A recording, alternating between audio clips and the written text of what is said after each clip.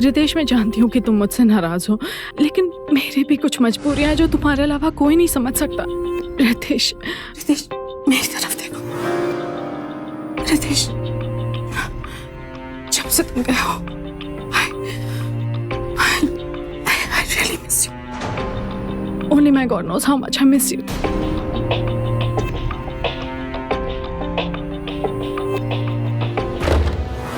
कौन हो तुम लोग? यहाँ अंदर कैसे?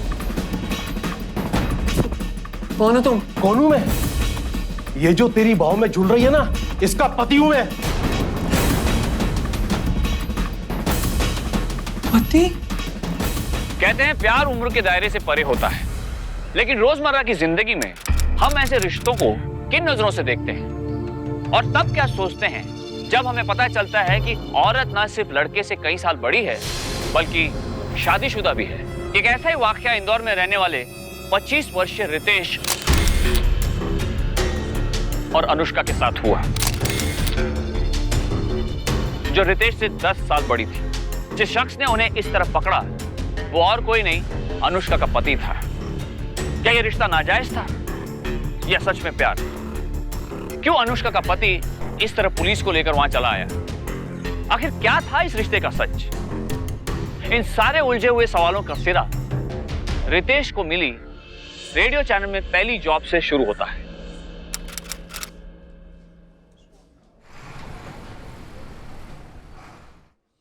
Sir? Ritesh, right? Yeah. Welcome to string 95, Ritesh. Come, Yes. Seat.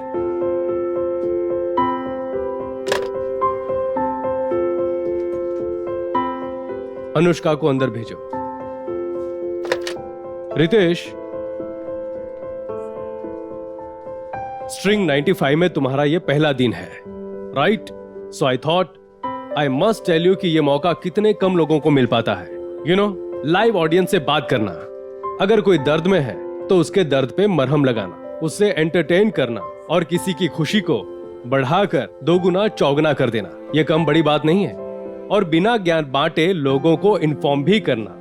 Information, entertainment and education, it's a big responsibility, right? Yes, sir. Come Anushka. Hi. Well Anushka, ये रितेश है, हमारा न्यू आरजे। Hi. और रितेश, ये अनुष्का, हमारी प्रोग्रामिंग हेड और तुम्हारी immediate boss. Hello. Hi Ritesh, welcome to the station. Yeah. Anushka, इसे इसके काम के बारे में बताओ, श्योर। क्योंकि अगर ये मेरे साथ बैठा रहा तो इसे आज ही रिजाइन करना पड़ जाएगा। सो should I show around? Sure. Come on. हाँ, स्टूडियोज और स्टूडियोज की मशीनरी से कितने वाकिफ हो तुम? Actually 6 month का कोर्स किया है मैंने, तो प्रॉब्लम नहीं होनी चाहिए। That's good. So should we check out the studios first? This Sure, way. sure. Yeah.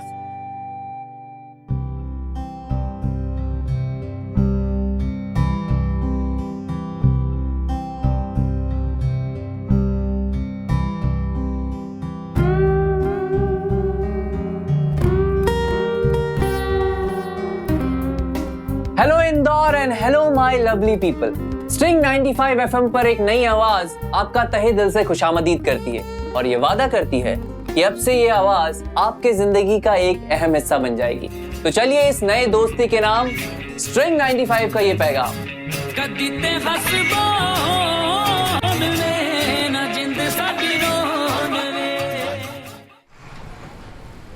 Dad एक और, एक फाइनल। अरे यार तू मुझे और कितना खिलाएगा? तेरी मॉम को भी दो खिला। अरे नहीं,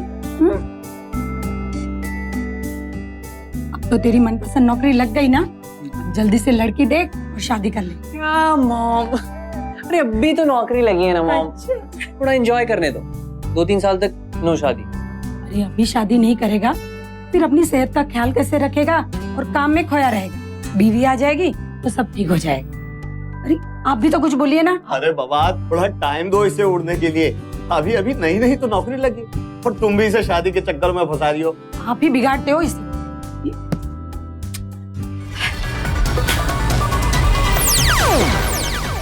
हेलो इंदौर, आपके सामने एक और बहुत अच्छा गाना मैं सुनाने जा रहा हूँ।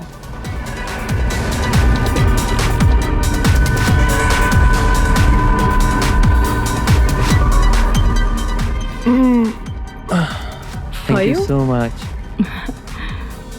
All good? Yeah. See you.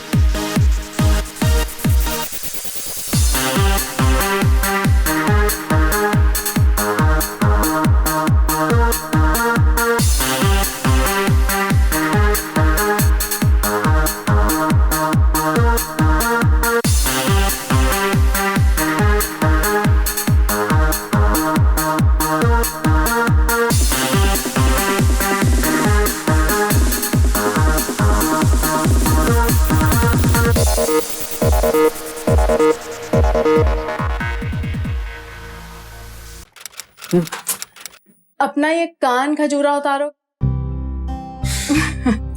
अच्छा सुनो, I need a favour from you. बोलिए। मुझे आज ना एक बहुत जरूरी काम से घर जल्दी जाना होगा। You do it for me What? Please. देखो ना, ये है कल का प्रोग्रामिंग स्केड्यूल। मैंने सब कुछ वर्कआउट कर दिया है, बट इसको बस I have to just format it. हो जाएगा? हाँ कर दूंगा। Great, super, you are such a sweetheart, thanks a million. अच्छा ठीक है, मुझे लेट हो रहा है, मैं चलती हूँ। Okay. ठीक है, I will see you then. मैं लैपटॉप यहीं छोड़ के जा रही हूँ। मैं देख Alright. लूंगा।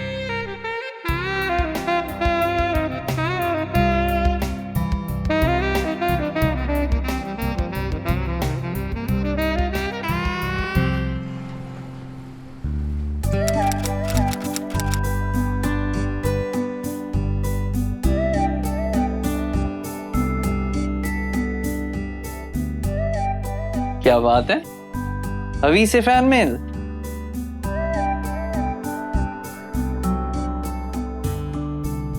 ये थैंक्स किस बात के लिए? कल शाम मेरी हेल्प करने के लिए, मिस्टर स्वीट रितेश। आप तो मुझे शर्मिंदा कर रही हैं, तो मेरा फर्ज था। इस कॉर्नी डायलॉग के लिए ना मैं तुम्हारे 1 नहीं 2 महीने की सैलरी कट कर सकती हूँ, ग्रैब। या फिर तुम्हें एक डिनर ट्रीट के लिए ले जा सकती हूँ।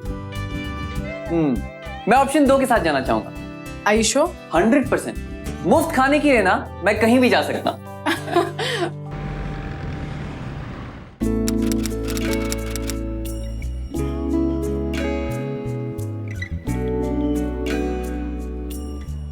I think I'm done.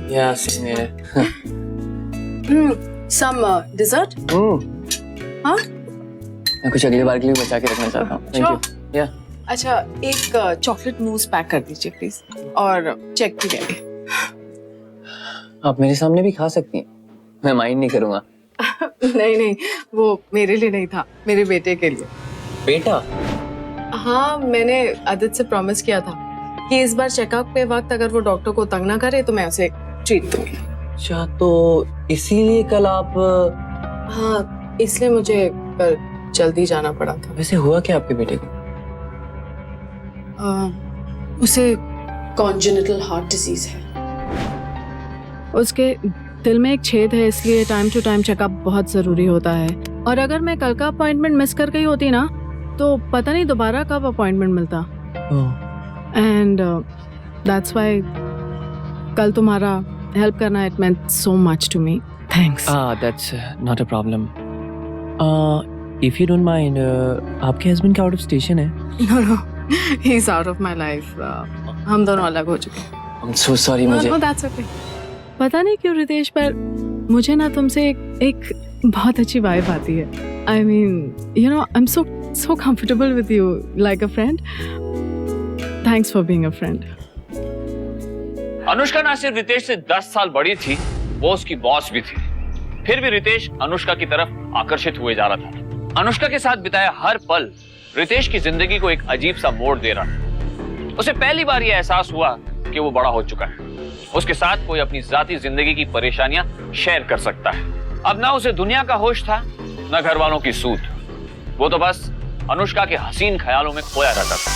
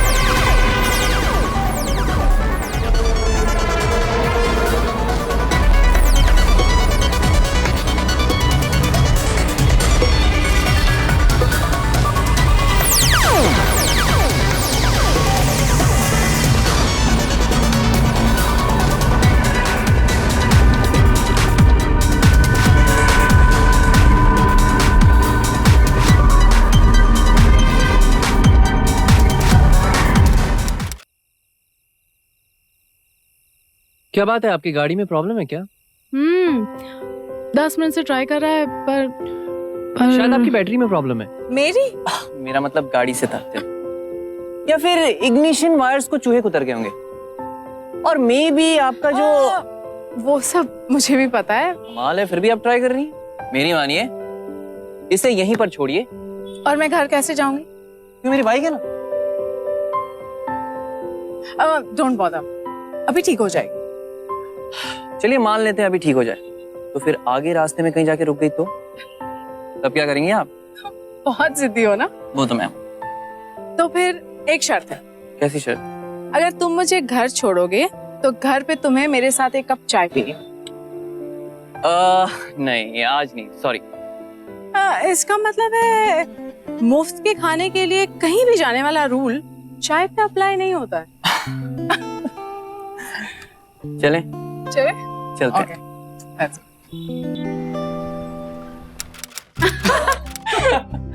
अच्छा सुनो, Oh my मैं तुम्हारे लिए चाय बनाती हूँ। हाँ श्योर। हाँ? अरे आपका बेटा कहाँ है? अरे वो अपनी मासी के यहाँ गया हुआ है, उसकी नानी आउट ऑफ टाउन है ना। अच्छा गिव मी 2 मिनट्स, मैं अभी आती हूँ। Yeah sure.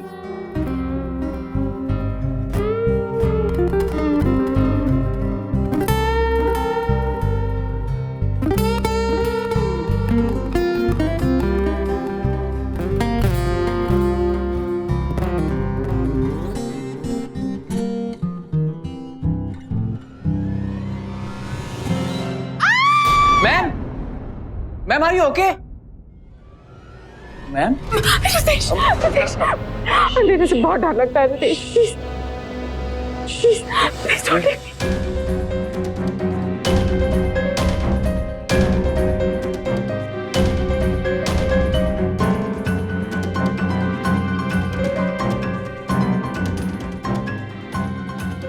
रितेश अपनी भावनाओं पर काबू न रख सका। उसने सपने में भी नहीं सोचा था वो अनुष्का के साथ ऐसा रिश्ता कायम कर लेगा। क्या ये सिर्फ उस एक पल की कमजोरी का नतीजा था, या फिर इतने दिनों महीनों से बढ़ रहे आकर्षण ने आखिरकार रितेश के संयम का बांध तोड़ दिया? और सबसे बड़ा सवाल इस वाक्य के बाद यह था कि रितेश के लिए क्या अनुष्का महज आकर्षण ही था, या वो सचमुच अनुष्का से प्यार करता था? उम्र की सारी सीमाओं को लांघ चुका ये रिश्ता आखिर किस ओर बढ़ रहा था?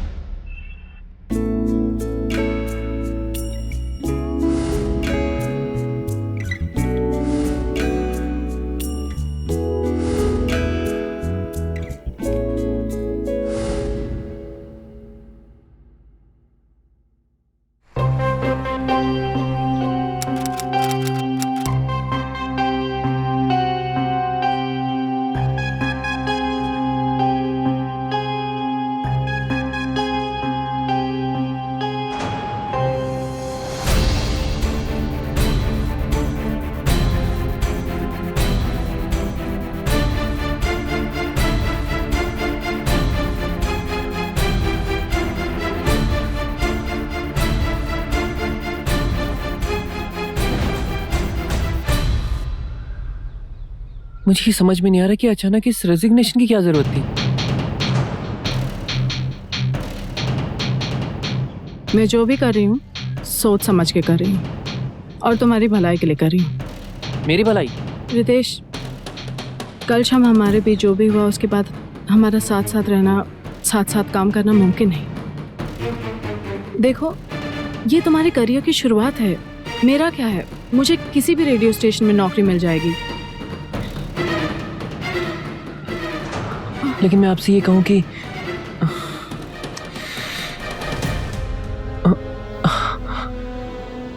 that I love you.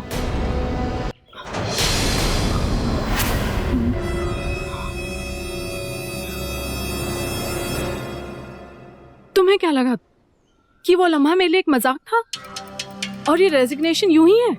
मेरे कोई फीलिंग्स नहीं है। बट द रियलिटी इज कि मैं 35 साल की हूं और तुम 25। मेरा एक बेटा है and you have choices. I can't be that selfish, Ritesh. I just can't.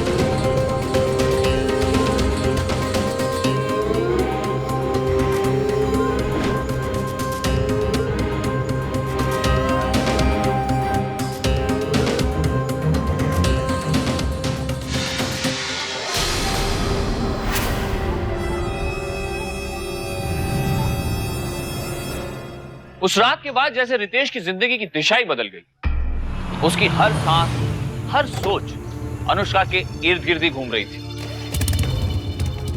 जैसे वो किसी ऐसे भूल भुलैया में भटक गया हो जिसके हर दरवाजे के पीछे बस अनुष्का खड़ी।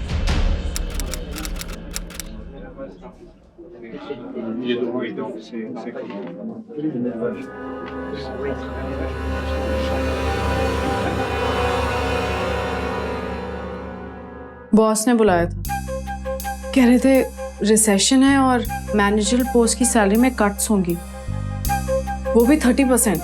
क्या? घर का खर्चा, अदिति की ट्रीटमेंट्स, पता नहीं मैं ये सब कैसे मैनेज करूंगी। कम ऑन यार, मेरे होते हुए तुम टेंशन क्यों ले रही हो? लेकिन अगर तुम्हारी सैलरी कट हुई तो हम सबकी भी कट हो गई ना। अरे नहीं, तुम आरजेस को कोई टेंशन नहीं है, तुम तो इस रेडियो स्टेशन की आवाज हो। डोंट वरी अनुष्का, हम जो है ना, और जैसी भी है, जितनी भी है, मेरी सैलरी भी तो तुम्हारी है ना।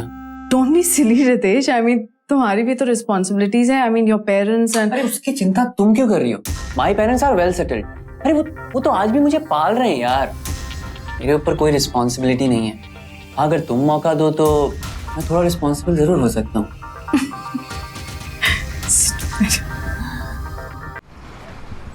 पता नहीं क्या हो गया इस लड़के को, दिन भर बस काम काम और काम। घर पर होता है पता नहीं कहाँ खोया रहता है। शादी हो गई होती तो कम से कम जिम्मेदारियों का ख्याल तो होता, पर नहीं। यहाँ पर तो पिताजी खुद अपने लाडले को बिगाड़ने पर तुले पड़े। क्या होगा पता नहीं इस लड़के का। सुनो, वो जरा गुप्ता जी का नंबर दे देना, इस रविवार चलकर उनकी बेटी को मिलाते हैं। डैड शादी। कम से कम आप तो मॉम की तरह बात मत करो। तुम्हारी मॉम ठीक बात कर रही है रितेश, और अब मैं भी तुम्हारी मॉम की बात से सहमत हूं। तुम अब शादी के लिए तैयार हो। पर मैं तो ऐसा नहीं समझता, और मैं कोई लड़की वड़की नहीं देखने जाऊंगा। क्यों? कहीं ऐसा तो नहीं कि तुमने खुद ही कोई चुन लिया अपने लिए? नहीं, ऐसा बिल्कुल नहीं है। तो फिर मिल के आने में क्या हर्ज है?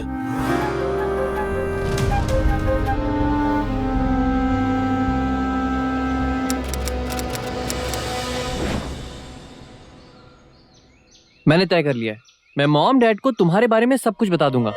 और वो खुशी खुशी मुझे अपनी बहू बना लेंगे। बच्चों जैसी बातें मत करो Ritesh. They will never accept me. अरे यार वो एक्सेप्ट करे या ना करे, मैं तो एक्सेप्ट करता हूँ ना। For God's sake Ritesh, think about it.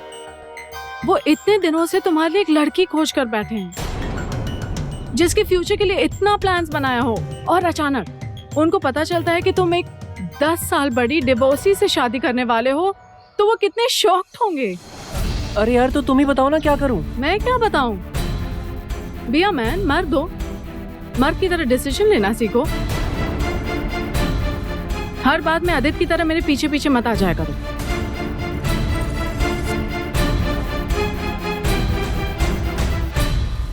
Uncle आपको नहीं पता, रितेश का शो इतना रेज है हमारे कॉलेज में कि पूछो मत। सबके सब उसके फैंस हैं। शादी हो जाने तो एक बार रितेश को कॉलेज जरूर लेके जाऊंगी। पागल हो जाएंगी सारी लड़कियां। मैंने तुम्हें सब कुछ सच सच बता दिया। तुम्हें मेरी मदद करनी होगी, इसके अलावा मेरे पास और कोई रास्ता नहीं है। तुम्हें इस शादी से इनकार करना होगा। लेकिन अगर ऐसी बात है रितेश, तो तुम्हें अपने पेरेंट्स को अनुष्का के बारे में बता देना चाहिए। Are you mad? जब उन्हें पता चलेगा कि उनका बेटा अपने से 10 साल बड़ी लड़की से प्यार करता है और शादी करना चाहता है, तो वो क्या सोचेंगे? बताओ, क्या वो इस शौक को झेल पाएंगे?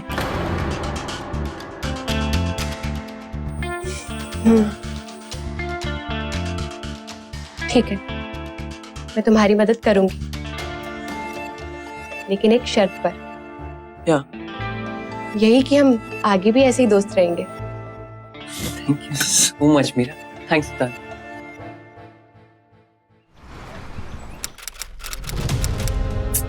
प्लीज रितेश। क्या हुआ? तुम ऐसे क्यों बिहेव कर रही हो? तुम अपने आप को समझते क्या हो? और तुम मुझे क्या समझते हो? अ फूल? मैं बेवकूफ लगती हूँ कि तुम्हारी चाल भी नहीं समझूं? अरे कैसी चाल? What are you talking about? Knock it off Ritesh, मैं सब जानती हूँ। तुम कल उस लड़की से मिलने गए थे ना? और हाँ, बदकिस्मती से वो पसंद नहीं आई, नहीं तो अभी तक तुम अपने माँ बाप के अच्छे बेटे बनकर उससे शादी कर लिए होते। अरे यार मुझे समझ नहीं आ रहा। अरे तुम्ही ने तो कहा था कि मर्द बनो और मर्द की तरह डिसीजन लो। ऑफ कोर्स, एक टिपिकल मर्द जैसा ही डिसीजन लिया है तुमने, और अब यहाँ आ गए हो सैक्रिफाइस का ड्रामा करने कि मेरे लिए तुमने एक यंग और खूबसूरत लड़की को ठुकरा दिया। अरे यार अगर ऐसा होता तो मैं क्यों उसके पास जाता? क्यों कहता कि मैं उससे शादी नहीं कर सकता?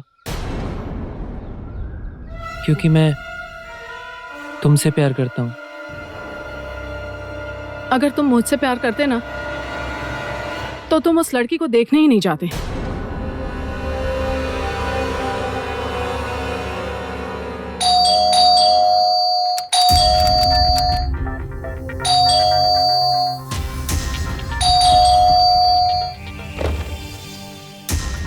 Ritesh, stop it. तुम सही थी, मुझे वहां जाना ही नहीं चाहिए था। अरे प्लीज मेरी बात सुनो। क्रिएट करने की जरूरत नहीं है।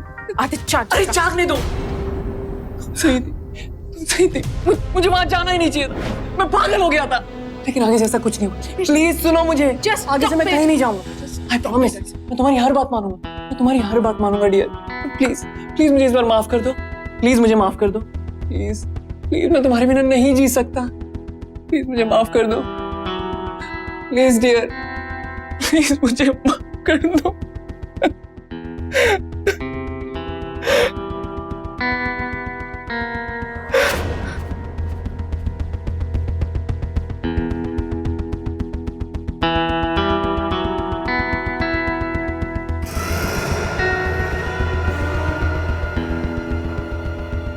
ये कैसी दीवानगी थी, कैसी मोहब्बत थी कि जहां एक आशिक सही गलत परखने की समझ ही खो दे। अपनी माशूका को मनाने के लिए अपना आत्मसम्मान भी दांव पे लगा दे।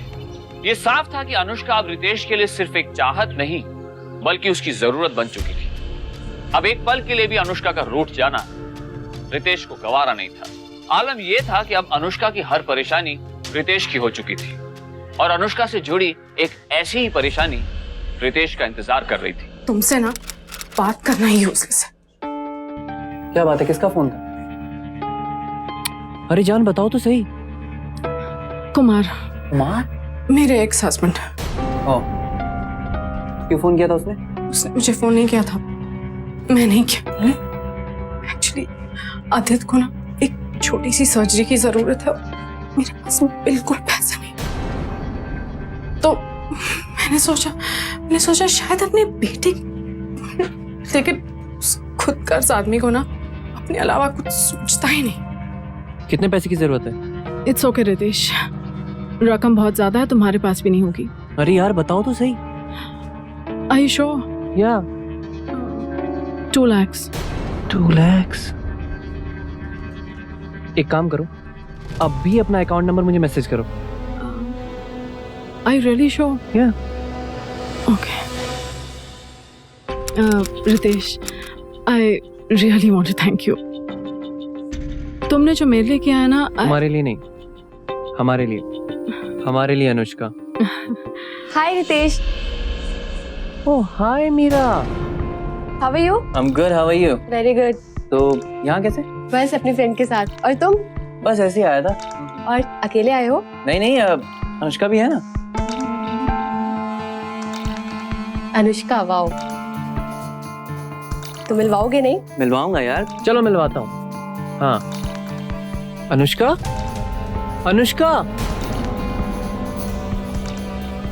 Excuse me. दीवानगी में धुंधलाई रितेश की आंखें जो नहीं देख पाई, वो मीरा की आंखों ने भाप लिया। क्यों अनुष्का अचानक क्यों चली गई? क्यों नहीं सुनी उसने रितेश की पुकार? इस तरह के कुछ सवाल उठे मीरा के दिमाग में और उसे शक हुआ कि रितेश और अनुष्का के रिश्ते में कुछ ना कुछ गड़बड़ जरूर है।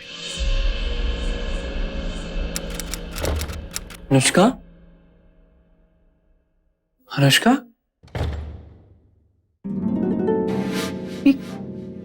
ये क्या होलिया बना रखा है? क्या हो गया तुम्हें? रितेश,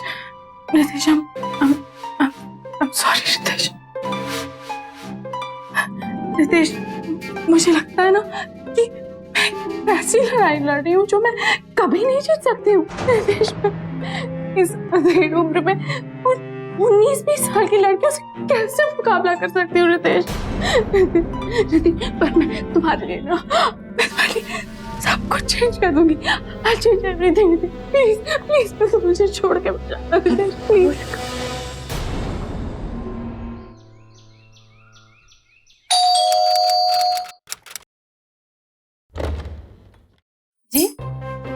जी अनुष्का जी है। मैम साहब तो कुछ काम के लिए बाहर गई है, लेकिन हाँ आधे घंटे में आ जाएगी। ठीक है, मैं अंदर बैठ के वेट कर लूं? हाँ आइए ना, आइए। आप बैठिए, मैं आपके लिए पानी लाती हूँ। जी। हेलो। आप आदित्य हो ना? आपको कैसे पता है? मुझे तो बहुत कुछ पता है। अच्छा इधर आओ, मेरे पास आओ। ये बताओ कि आज आपकी तबीयत कैसी है? Super fit. Wow, very good. और आज आप स्कूल नहीं गए? और आपकी मम्मा कहाँ पे है? काम करने गई है। काम करने गई है। आपने दूध पिया आज? Very good. बहुत फास्ट भागता हूँ, मैं दौड़ के दिखाऊं? दौड़ के दिखाओगे? दिखाओ। ये ध्यान से। आदित्य इधर आओ, मेरी बात सुनो। इधर आओ। बात बताओ, इतना भागते हो, थकते नहीं हो? मैं मेडल दिखाऊं? आपके पास मेडल भी है? दिखाओ।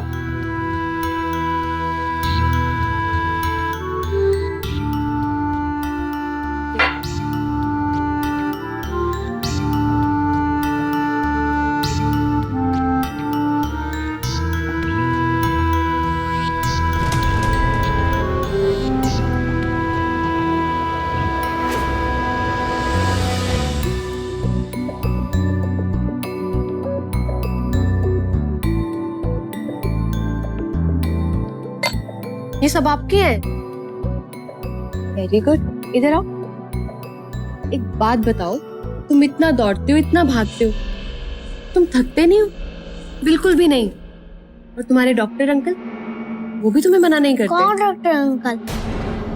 वही हॉस्पिटल वाले डॉक्टर अंकल जो हर हफ्ते तुम्हारी जांच करते हैं। मैं कोई हॉस्पिटल नहीं जाता। मैं जाऊं? ठीक है, जाइए। मैंने तुमसे पहले ही कहा था ना, और तुम भी मुझसे दूर रहो। मैं यहाँ पे मेरे लिए नहीं, तुम्हारे लिए बात करने आई हूँ रितेश। अनुष्का के बारे में नहीं जानना है मुझे, अनुष्का के बारे में। आदित्य के बारे में भी नहीं।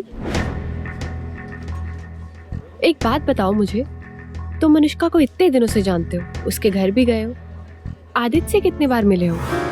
तुम्हें कभी ये अटपटा सा नहीं लगा कि इतने दिनों बाद भी, इतना करीब आने के बाद भी तुम अभी तक अनुष्का के बेटे से नहीं मिले हो? तुम कहना क्या चाहती हो? मैं आज अनुष्का के घर गई थी।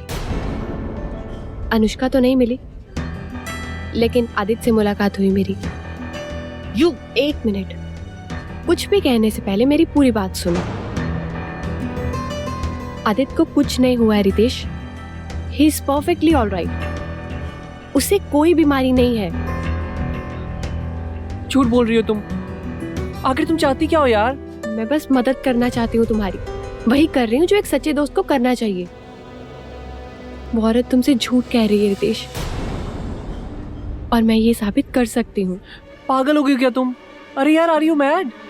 नहीं रितेश, लेकिन अगर तुम सच जान गए तो तुम जरूर पागल हो जाओगे। अगर तुम्हारी ये बात झूठ निकली ना तो?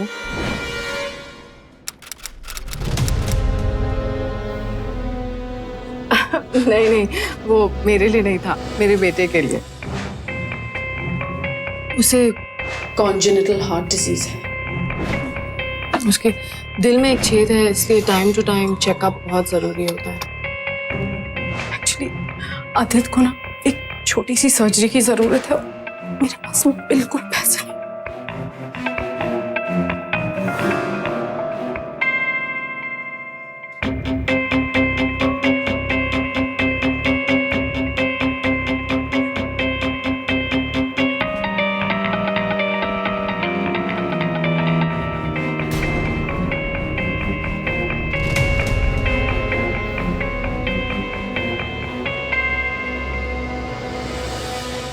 चौंक गया था रितेश। पिछले 11 महीने से अनुष्का को अपनी सैलरी का बड़ा हिस्सा दे रहा था, ये सोचकर कि अनुष्का रिसेशन की शिकार है। लेकिन असलियत में अनुष्का की सैलरी कम होने की बजाय बढ़ रही थी। ऊपर से मीरा ने अनुष्का के बेटे आदित्य की सच्चाई से पर्दा उठा दिया।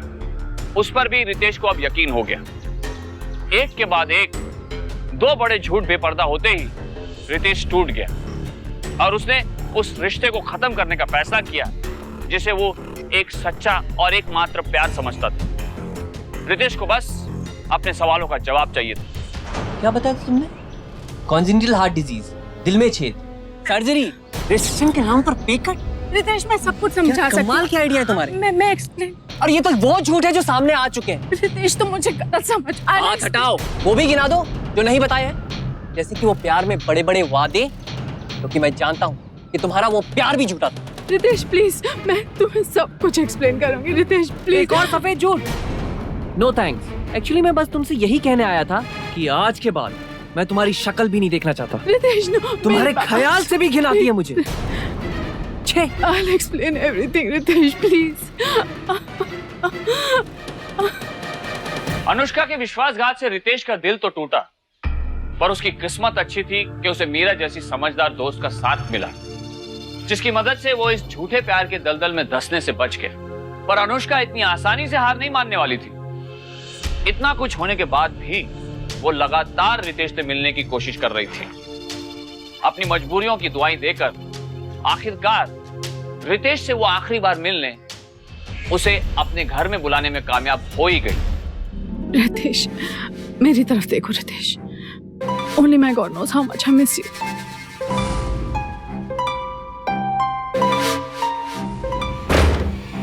कौन हो तुम लोग? यहाँ अंदर कैसे? कौन हो तुम? कौन हूं मैं? ये जो तेरी बाहों में झूल रही है ना, इसका पति हूं मैं। स्वाति, क्यों क्यों कर रहे हो तुम ये सब? क्यों कर रहा हूं मैं ये सब? पूछ अपने दिल से। ये तस्वीरें गवाह हैं तेरी बेवफाई का, और जब जज साहब के सामने ये पहुंचेगी ना तो 2 दिन में डिवोर्स मिल जाएगा बिना एलिमनी के। मैं सोच भी नहीं सकती थी कि तुम इस हद तक गिर सकते हो। और मैं भी नहीं सोच सकता था कि तू इतनी बुरी तरह गिर सकती है। जब ये पिक्चर जज साहब के सामने जाएंगी ना तो साफ पता लग जाएगा कि कौन कितना गिरा हुआ है। क्या क्या चाहिए क्या तुम्हें? डिवोर्स के बाद एलिमनी की जो पैसे भरने हैं 25 लाख चाहिए। 25 लाख?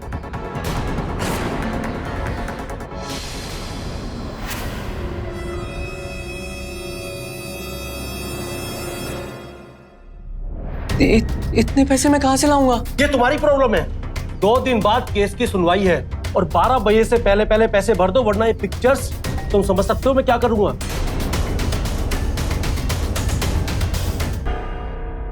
कोई रास्ता नहीं है Meera. All over. I'm totally finished now. Ritesh, एक बात मेरे दिमाग से कब से खटक रही। क्या नाम बताया था तुमने उस इंस्पेक्टर का? प्रजापति। हाँ, उसका नाम प्रजापति था। प्रजापति।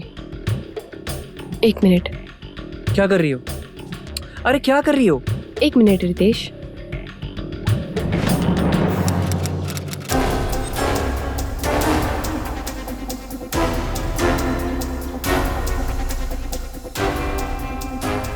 पैसे लाए हो? लो।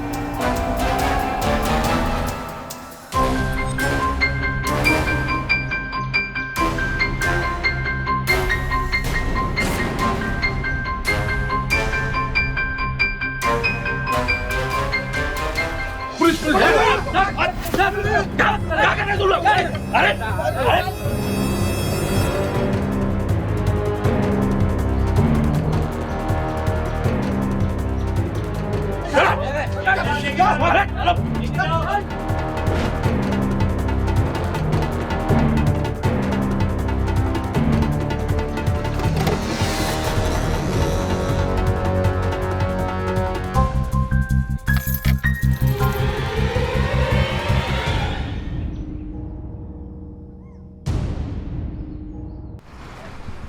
ये मेरा पति कुमार नहीं है।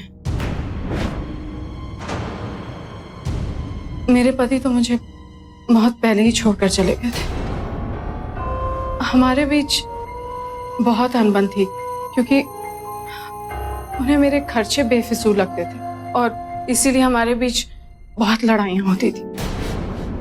और फिर एक दिन उन्होंने मुझे डिवोर्स देने की सोची और मुझे लगा कि मैं इतने खर्चे किस तरह संभालूंगी। तब रितेश को अपने रेडियो स्टेशन में देखा और मुझे एक तरकीब सूझी। मैंने इसे अपने प्यार में फंसाकर इससे पैसे लेने लगी। फिर एक बड़ी रकम के इरादे से इसे ब्लैकमेल करने का प्लान बनाया। नकली एसीपी, नकली कांस्टेबल और सबसे चौंकाने वाली बात, नकली पति। सारे पत्ते खुल चुके थे। गुनहगार ने अपना गुनाह भी कबूल कर लिया था। आईपीसी की धारा 415 के मुताबिक किसी को ठगना या किसी की संपत्ति पर कब्जा करना जुर्म है। रितेश को अपने प्यार के झांसे में डाल के उसे ठगने के आरोप में अनुष्का को भी इसी धारा 415 के तहत 1 साल की जेल हुई और उसे जुर्माना भी भरना पड़ा। अनुष्का के साथियों को भी उसके प्लान में शामिल होने और ढोंग रचने के जुर्म में धारा 419 के तहत जेल हुई। दूसरी तरफ रितेश ने मीरा के साथ अपनी नई जिंदगी की नई शुरुआत की, क्योंकि वही उसके लिए एक आदर्श पत्नी साबित हो सकती थी, जिसने इतनी बड़ी मुसीबत से निकलने में उसकी एक अच्छे दोस्त की तरह मदद की थी। एक युवक जब जवानी की दहलीज पर कदम रखता है तो अक्सर एक जोश की लहर पर सवार होता है, न जज्बात पर काबू, न विचारों में ठहराव। इस उम्र में अक्सर खुद पर भरोसा भी जरूरत से ज्यादा होता है। ऐसे में भारी दुनिया के तमाम आकर्षणों से गिरकर कदम बहकते देर नहीं लगती। युवा अवस्था में प्रवेश कर रहे नौजवानों से हम आग्रह करते हैं, सचेत रहिए। आजादी और जिम्मेदारी के बीच सही संतुलन बनाए रखिए। घर के बड़े बुजुर्गों के साथ अपनी मुश्किलों को बांटिए और अनुष्का नुमा फंदों से सावधान रहिए। अब मुझे दीजिए इजाजत, फिर होगी आपसे मुलाकात एक ऐसी ही सच्ची घटना के साथ। तब तक सावधान इंडिया, इंडिया फाइट्स बैक। तो सावधान